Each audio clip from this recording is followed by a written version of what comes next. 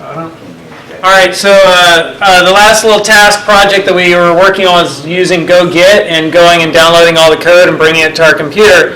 And we spent like an hour as I went around the classroom and just helped people individually. And there's a couple of different issues that came up, but the one thing I want to say is the GitHub, or not GitHub, but programming in Go at first is a little bit, can you guys just hang on for 1 sec? It's just hard for me to concentrate when other people are talking. Sorry. I'm sorry, I started, you were still talking, I should have waited. No. You guys are good? You want to finish up? Or? No. All right, cool. I just like get fragmented. I'm like, oh, what are they talking about? And then I lose what I'm talking about. All right, so thanks. Sorry about that. Next time I'll be like, hey, I'm going to start talking. Let me know when you guys are ready.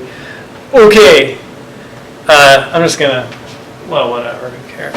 So the project we were doing is this, and one thing I want to say about programming in Go is like at first getting it running can be a little bit challenging, but always come back to those fundamentals, right? Like, okay, I've installed Go, and once Go is installed, I was able to run Go version at the command prompt, right? And these are Unix commands. So if you're on Windows, you want to download some sort of terminal emulator. So Windows and DOS use different command line prompts. Sorry, Windows is DOS, but Windows and Mac or Unix use different command line prompts. And so you could download the GitHub client for Windows, and then inside the settings you could go in and you could enable the shell, the Git shell, and then that'll allow you to use Mac Unix commands. So first of all, you install Go, and then you at a terminal type in Go version, and it should show you the version. And then the fundamentals, you want to make sure your Go root points to your SDK. So that's the actual software development kit. That's the code of Go. And on the Mac, you're going to find that in Finder under User Local Go. And so that's your Go root, and your Go path points to your workspace. And then your workspace needs to be set up in that one fashion where here's my workspace, and I have these 3 folders, and then there I have the GitHub, and then there I have my username. And so those are some of the real fundamentals. And then once that's all set up, you're ready to create a repo and bring that repo down to your computer and then start working with it. So we saw how to create a repo at GitHub and then clone that repo to your desktop. And when you clone it, say put it in this folder because that's your folder, and it'll put it in that folder. And then when you go into WebStorm, you say, okay, well I want to open up Golang training, right? For me, I would say open up that folder, and then that's the folder I'd be working with right there in WebStorm. And so that starts to become a little bit of word soup when you're first exposed to it.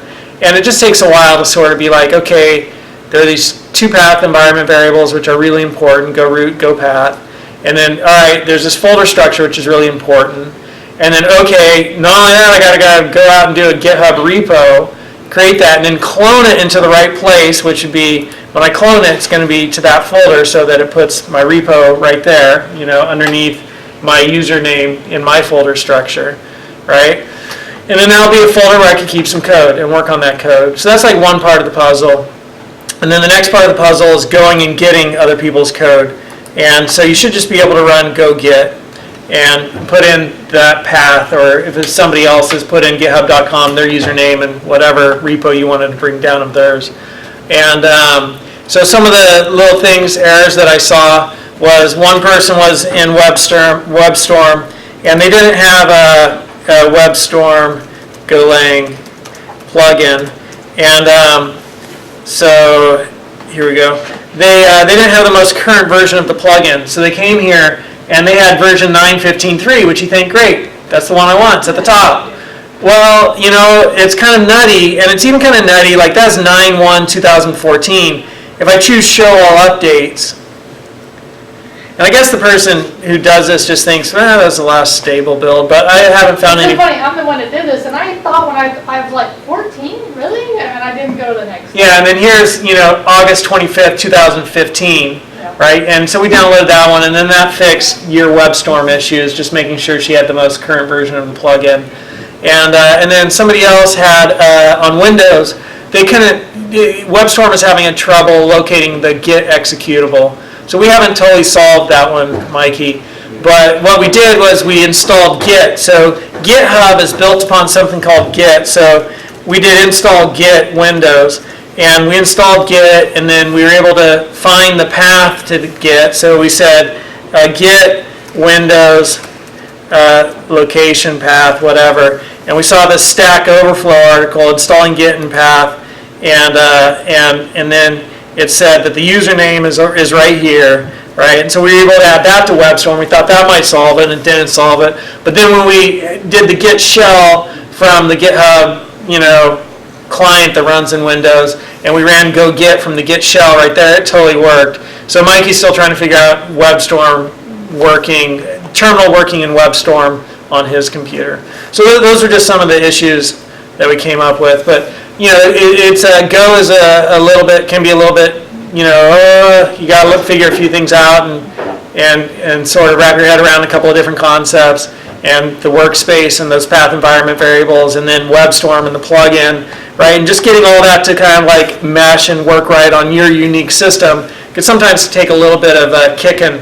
Hopefully it goes smoothly, but then once you get it going, you're really making progress. So that's not uncommon in my experience or in other people I've seen who are just starting out. Like when we did the boot camp this summer, and then I'll stop rambling about this, but we devoted an entire morning to getting the machines of 20 people running. And Caleb was having to go around to half the people and be like, massage, massage, massage. Okay, now it's running on your machine. So that's kind of standard fare, but you just kind of got to work through it. Caleb was actually, he's actually a super nice, helpful guy. So if you're watching this video online, send him an email.